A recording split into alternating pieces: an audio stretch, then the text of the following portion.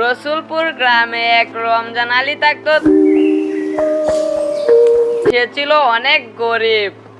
ওগো শুনছো, আমাদের এবার শীতে তো এখনো কিছু কিনুনি, শীত তো চলে যেতেছে। এই শীতে এভাবে থাকা যায়? আজ গিয়ে একটি কম্বল কিনে নিয়ে আসো।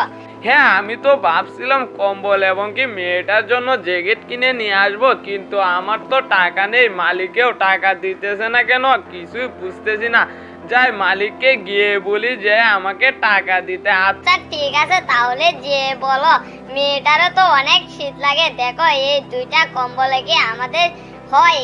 তুমি বুঝো না? হ্যাঁ আমি তো বুঝি, কিন্তু আমার কাছে তো টাকা নেই। আজ যে মালিককে বলবো দেখি দেয় কিনা। প্রতিদিন বলে দিবে, কিন্তু আজ যে বলবো দিতে।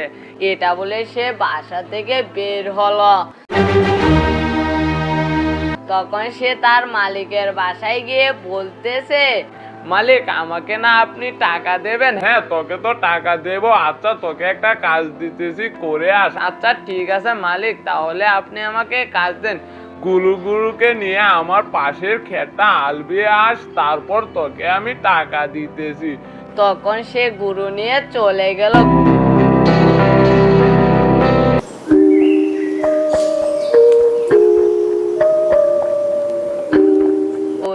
হাল বেয়ে বলতেছে, এবার তো হাল বাওয়া শেষ হয়েছে, এখন মনে হয় মালিক আমাকে টাকা দিবে। যাই মালিকের কাছে গিয়ে আমি টাকাগুলো চেয়ে আসি। এটা বলে সে তার মালিকের বাসার দিকে রওনা দিল। কিছুক্ষণ পর সে বাসায় গিয়ে দেখে মালিক নেই। মালিক যে কোথায় গেল কিছু বুঝতেছি না। তখন সে বসে আছে, কিন্তু সন্ধ্যা হয়ে গেল, কিন্তু মালিক আর আসলো না। হে আজ মালিক তো কোথায় গেছে কিছুই তো বুঝতেছি না। এখন তো সন্ধ্যা হয়ে গেছে, এখন যদি বাসায় না যেতে পারে তাহলে গিন্নি এবং আমার মেয়েটা চিন্তা করবে, না চলে যায়।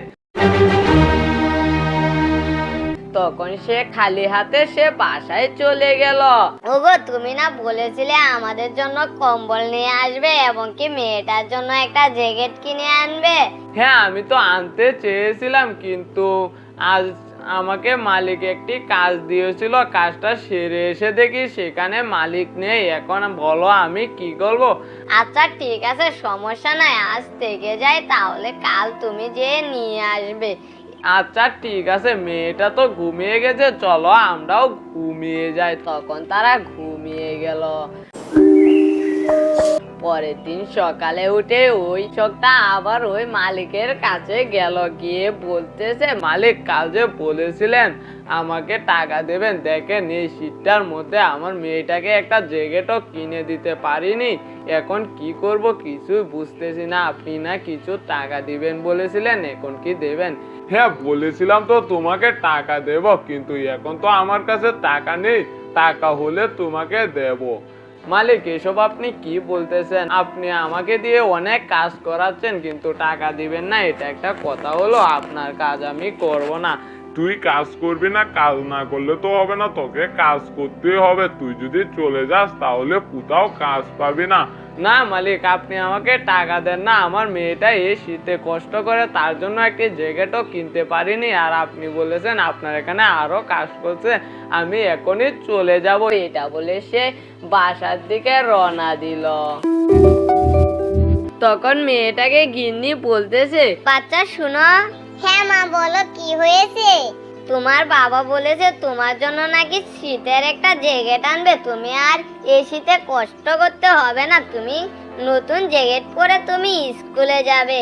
তাই নাকি মা? তাহলে তো ভালোই। আমার বান্ধবীরা না সবাই জ্যাকেট পরে আসে, কিন্তু আমি জ্যাকেট পরতে পারি না। সবাই আমাকে নিয়ে হাসাহাসি করে। তাহলে আজ যদি নিয়ে আসে তাহলে ওরা আর হাসাহাসি করতে পারবে না। হ্যাঁ মা চিন্তা করো না, তোমার বাবা নতুন জ্যাকেটই কিনে নিয়ে আসবে।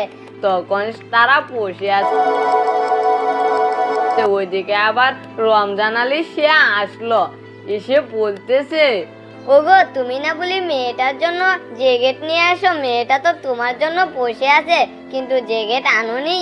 হ্যাঁ বাবা, তুমি না বলি আমার জন্য জ্যাকেট নিয়ে আসো, তুমি জ্যাকেট নিয়ে আসোনি কেন?